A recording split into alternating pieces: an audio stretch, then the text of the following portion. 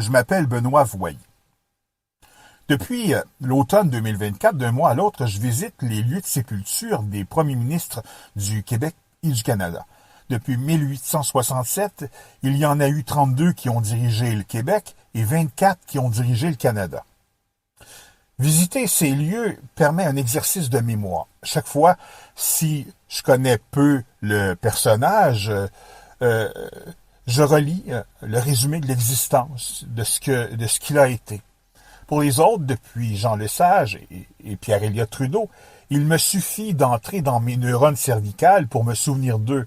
Même si je n'ai pas aimé les orientations politiques de plusieurs, il demeure tout de même, ça demeure, oui, des compatriotes qui ont dirigé notre destin démocratique et celui de ceux qui nous ont précédés. Ils ont permis au Canada de devenir une des plus grandes nations du monde. C'était d'ailleurs ce que souhaitait réaliser le premier ministre Wilfrid Laurier. Il disait, ici, au Canada, je veux que le marbre demeure marbre, que le granit demeure granit, que le chêne demeure chêne, et avec tous ces éléments, je bâtirai une nation grande parmi les nations du monde.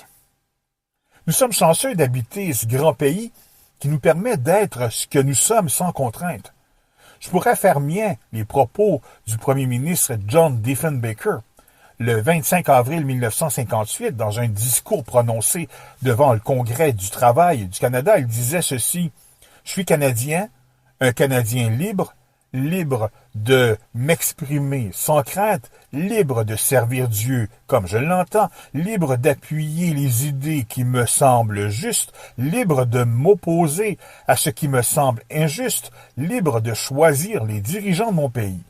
Ce patrimoine de liberté, je m'engage à le sauvegarder pour moi-même et pour toute l'humanité. » Au fil des prochains mois et possiblement 2 ou 3 ans, je poursuivrai mes visites de ces lieux méconnus et de plusieurs de ces leaders que nous avons souvent oubliés, mais dont le devoir de mémoire s'avère tellement important en ces années de cynisme politique.